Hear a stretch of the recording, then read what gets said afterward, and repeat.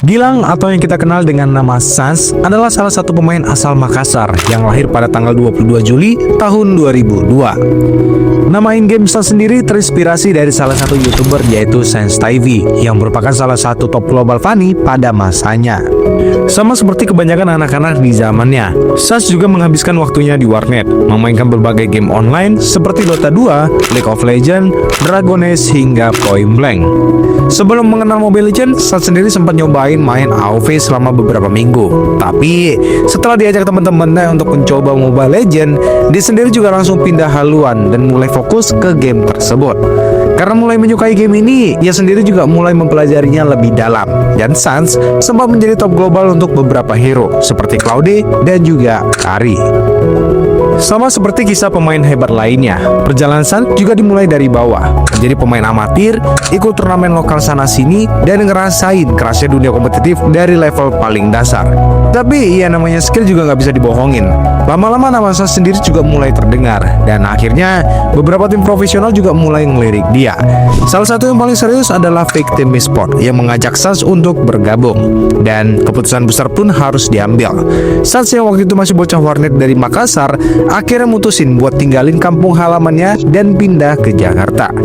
Dan dari sinilah perjalanan karir seorang Sans di dunia kompetitif Mobile Legends benar-benar dimulai. Tahun 2019 menjadi titik awal perjalanan karir seorang Sans. Waktu itu dia tergabung ke Victim Rivals yang merupakan tim kedua dari tim Victim Esport untuk mengikuti turnamen kualifikasi Piala Presiden Esport 2019. Di kualifikasi ini sayangnya mereka cuma finish di posisi kedua setelah kalah dari Humble Team. Dan hasil itu tentu membuat mereka gagal untuk mendapatkan slot ke babak main event. Meskipun hasilnya nggak terlalu baik, tapi nama Sans pun mulai dikenal. Setelah itu, Sans juga mulai naik ke tim inti Victim Esport. Dan dari sinilah, karirnya makin serius. Sans mulai banyak mengikuti turnamen besar, bahkan mulai menjuarai di beberapa di antaranya. Victim yang lagi naik daun karena menjuarai di berbagai turnamen, juga sempat diundang untuk mengikuti seleksi pelatnas SEA Games 2019. Tapi menariknya, sehari sebelum seleksi dimulai, mereka memutuskan untuk mundur dari seleksi tersebut. Alasannya mereka mundur juga dikarenakan mereka lebih ingin membangun chemistry tim daripada harus terpecah belah saat masuk ke pelatnas. Dan keputusan ini juga terbukti efektif dan benar. Turnamen Independence Cup 2019 adalah salah satu turnamen yang menjadi batu loncatan besar buat karir Sans di scene kompetitif Mobile Legends. Victim yang waktu itu berstatus tim undangan, di turnamen ini mereka malah berhasil membuat kejutan besar. Mereka berhasil keluar sebagai juara dan mengalahkan dua roster timnas sekaligus yang waktu itu rosternya diisi sama pemain-pemain besar seperti Udil, Lemon, Aura, Donkey, dan tentunya beberapa pemain-pemain besar lainnya. Kejayaan Sans bersama Victim juga nggak berhenti sampai di situ. Setelah mereka memenangkan Independence Cup 2019, lagi dan lagi mereka juga lanjut mendominasi dan keluar sebagai juara di turnamen MIC atau Mobile Legends Intercity Championship 2019 yang merupakan turnamen dengan konsep pertarungan antar kota atau yang lebih dikenal dengan sebutan Battle City.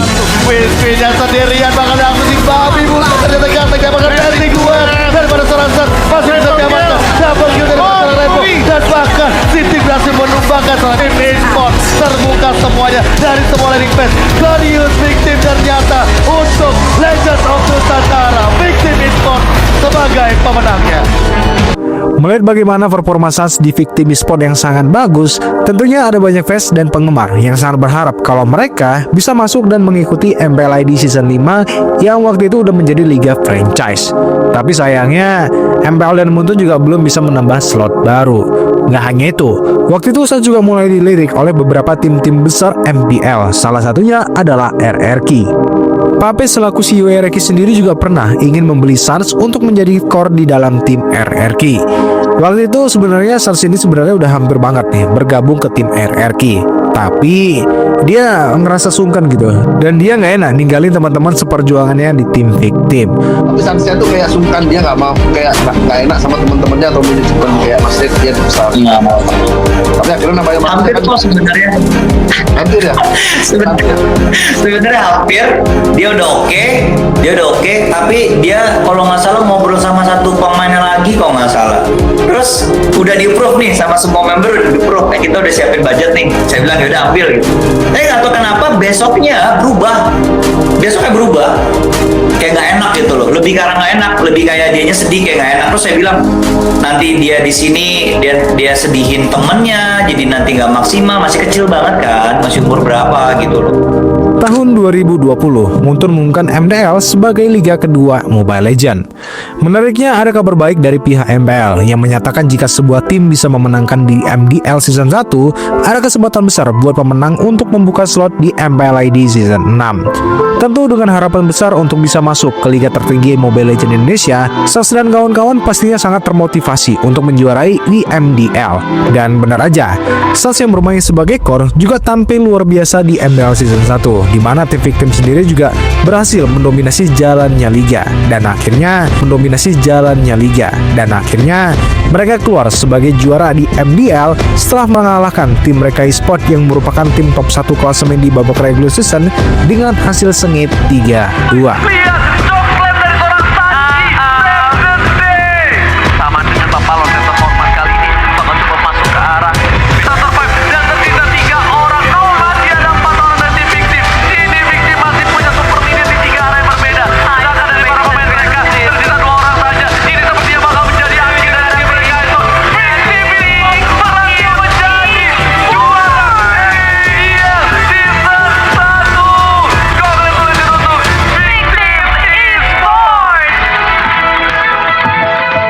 Kemenangan itu tentu bukan cuma mengangkat nama tim Victim Esports, tapi juga mulai memperkenalkan Sans ke panggung yang lebih besar lagi. Performa briliannya di Victim Esports juga langsung mencuri perhatian banyak tim besar, dan Sans juga dianggap sebagai salah satu pemain muda dengan potensi luar biasa untuk menjadi seorang bintang di masa depan. Tapi sayangnya mimpi Victim untuk naik ke MPL juga harus tertunda. MPL mengumumkan keputusan yang cukup mengecewakan, di mana slot baru yang tadinya dijanjikan buat juara MDL ke MPL Season 6 ternyata nggak jadi dibuka. Kabar itu jelas membuat para pemain Victim kecewa, dan setelah kejadian itu beberapa pemain termasuk Sans mulai mikir buat ngambil langkah baru. Ia mulai berdiskusi dengan manajemen Victim dan menyampaikan keinginannya untuk main di MPL musim depan. Mendapatkan kabar kalau Sans ingin dijual, beberapa tim MPL besar juga mulai menawari pemain muda tersebut, termasuk Onyx yang saat itu memang lagi kekurangan pemain setelah salah satu roster mereka yaitu Udil pindah ke tim Alter Ego. 7 Juli 2020, tepatnya sebelum MPL ID Season 6 dimulai, Onyx Sport secara resmi mengumumkan Sans masuk ke dalam tim mereka.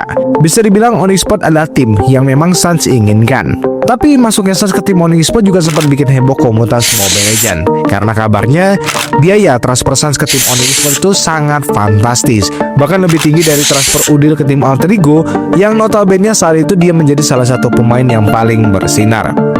Di turnamen pertama Sans bareng tim Onyx Sport adalah Mythical International Championship season yang kedua, di mana turnamen ini sendiri mengundang beberapa tim dari beberapa negara seperti Filipina, Malaysia, Vietnam, dan Kamboja. Tapi menariknya perjalanan Onyx di turnamen ini benar-benar mendominasi. Dan kalau kalian lihat di babak playoff-nya, mereka bisa menyapu bersih semua tim, termasuk keluar sebagai juara setelah mereka mengalahkan tim EVOS Legend dengan skor telak 3-0. Padahal waktu itu roster tim EVOS sendiri juga masih diisi beberapa pemain dari roster juara M1. 3-0, Onyx are your champion, Mythical International Championship 2020. MPL ID Season 6 menjadi perjalanan awal Sans di MPL. Waktu itu roster Onyx diisi seperti Boots, Rian, Antimake, Rasi, dan tentunya Sans sendiri. Di debut musim pertamanya, performa Sans di tim Onyx juga bisa dibilang cukup menjanjikan, karena Onyx sendiri juga berhasil tembus ke peringkat 3 di regular season. Tapi sayangnya langkah mereka di babak playoff juga harus terhenti, dan cuma finish di posisi keempat. Walaupun begitu, debut Sans juga tetap ninggalin kesan kalau Onyx mulai menemukan ritme barunya. Masuk ke season 7. Di season ini Onyx Sport menambah satu pemain, yaitu Keyboy yang sebelumnya di MDL dinaikkan ke roster MPL. Dan dari sini kekuatan Onyx makin kelihatan. Sepanjang regular season mereka benar-benar tampil luar biasa, bahkan bisa finish di posisi pertama. Tapi ya namanya di babak playoff juga selalu penuh kejutan. Onyx harus tumbang di tangan tim Aerowolf, dan lagi-lagi mereka harus puas di peringkat keempat. Kekalahan ini jelas menjadi pukulan buat tim Onyx Sport, tapi tentunya menjadi pelajaran berharga buat Sans dan kawan-kawan. Tapi ya namanya kesempatan itu juga suka datang di saat yang nggak terduga. Dan masuklah kita di season 8, di mana musim ini semuanya berubah buat Suns dan tentunya untuk Onyx Esports. Season 8 benar-benar menjadi panggung pembuktian bagi Suns dan Onyx Esports. Setelah perjalanan panjang naik turun di musim-musim sebelumnya, akhirnya tim yang berlogo landak kuning ini juga kembali menemukan momentum. Sejak regular season, Onyx tampil konsisten dengan main disiplin, objektif, dan rotasi cepat. Suns bersama Onyx juga berhasil mempertahankan diri di upper bracket dengan beragam permainan. Tapi banyak yang masih ragu, apakah Onyx bisa memecahkan kutukan mereka di babak playoff? Dan jawaban itu akhirnya muncul di babak playoff MPLID Season 8. Mari kita menjadi saksi dan kita saksikan bersama-sama di Grand Final MPL Indonesia ke-8 kali ini, The Royal Derby. Pertandingan final MPLID Season 8 juga menjadi salah satu grand final paling dramatis dalam sejarah MPL Indonesia. Onyx dan RRQ juga saling bergantian meraih kemenangan, skor imbang, dan memaksa duel ini berlanjut hingga di game penentuan, yaitu di game ke-7. Dan dari situlah drama besar terjadi.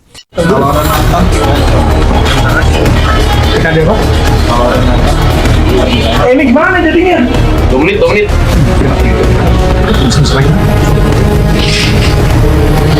Dia bakal kick. Soalnya Nathan itu nggak ngaruh deh. Energi tinggi banget. Ada masih banyak komunitas yang masih ingat bagaimana ego dari draft RRQ akhirnya dimanfaatkan oleh Onyx Esports. RRQ yang waktu itu sudah diingatkan untuk mengambil hero Nathan karena bagaimana ego dari draft RRQ akhirnya dimanfaatkan oleh Onyx Esports. RRQ yang waktu itu sudah diingatkan untuk mengambil hero Nathan karena di saat itu sendiri hero Nathan ini dinilai sangat kuat gitu ya. Tapi RRQ sendiri justru membiarkan hero Nathan itu dilepas. Dan tim Onyx tentunya nggak menyanyiakan kesempatan tersebut di mana mereka langsung mengamankan Nathan untuk si Suns. Keputusan RRQ yang melepas hero Nathan tentu menjadi turning point untuk Onyx. Dengan Nathan di tangan Suns, Onyx benar-benar punya senjata pamungkas yang membuat mereka unggul dari early game. Oh my lord, Sun! Terbang dia dapat pelini double kill dari seorang Sun dan langsung didapatkan lagi Kibo. Ini dia strategi rahasia dari tim. Pada menit ke-9, di momen ini Onyx bisa dibilang sangat nggak diuntungkan gitu ya. Tapi, seperti yang kita katakan tadi, Suns yang menggunakan Nathan berhasil menjadi sebuah game changer.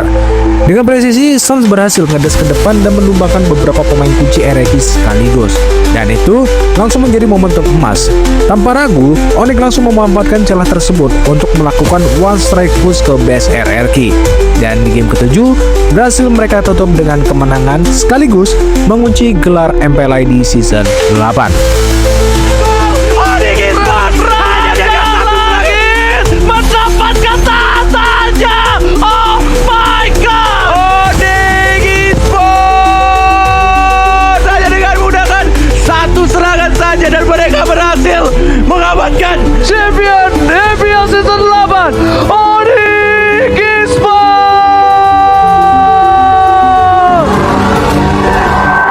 Season 10 bisa dibilang ini adalah titik paling besar yang dilakukan oleh tim Onyx Esports karena pihak manajemen Onyx memutuskan mendatangkan Kairi, seorang jungler asal Filipina, dan juga coach Shep untuk memperkuat tim Onyx Esports. Keputusan ini tentu membuat Suns harus pindah kembali ke role lamanya, yaitu mid laner. Awalnya tentu banyak yang ragu tentang kepindahan Suns ke mid lane, tapi semua keraguan itu juga langsung hilang begitu liganya berjalan. Bermain sebagai di mid lane, Suns justru tampil lebih matang, lebih berbahaya, dan lebih serbaguna sebagai mid laner.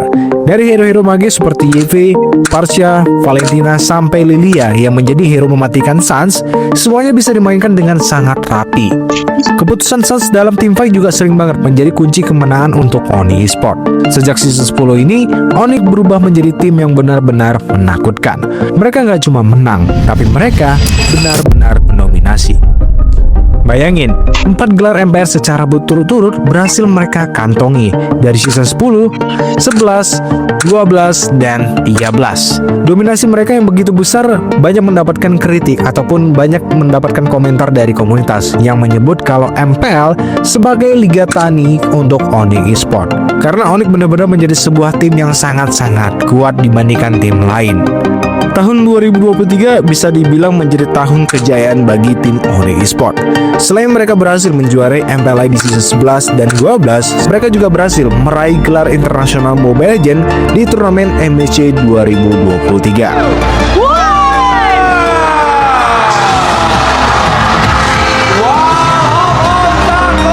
Dan tentu aja, Onyx juga hampir menorehkan sejarah di turnamen puncak Mobile Legends, yaitu di M5 World Championship. Sayangnya, ada satu momen yang masih membekas di ingatan komunitas Indonesia. Sebuah blunder dari Kairi ketika ia melompat ke Smith. Momen itu menjadi titik balik yang cukup mengejutkan untuk semua orang. Dan Onyx akhirnya harus mengakui keunggulan dari tim AP Brand dengan skor tipis 3-4. Meski gagal mengangkat piala, performa Onyx juga tetap membanggakan, dan Onyx telah memperlihatkan kalau mereka adalah salah satu tim terbaik. Sampai saat ini, SAS juga tercatat menjadi salah satu pemain Indonesia yang paling banyak mendapatkan trofi juara, baik itu dari divisi MDL, MPL, MSC, dan tentunya hanya tersisa dengan juara M-Series. Perjalanan SAS dan Onyx mungkin akan menjadi salah satu kisah inspiratif di scene e-sport Mobile Legends, di mana seorang SAS mampu beradaptasi di berbagai role. Dan gak hanya beradaptasi, ia bahkan menguasainya, dan akhirnya berkembang menjadi seorang mid laner Indonesia paling komplit dengan gaya bermain yang unik yang kerap membuat lawan kewalahan. Sampai video ini dibuat, kita juga nggak tahu apa yang akan terjadi kepada SAS di beberapa tahun ke depan. Apakah ia bisa mendapatkan juara M-Series dan menamatkan turnamen scene e-sport Mobile Legends? Atau mungkin yang paling dekat, ia akan mendapatkan juara lagi di season 16 ataupun di M7. Jadi itulah dia perjalanan karir seorang SAS di scene kompetitif Mobile Legends.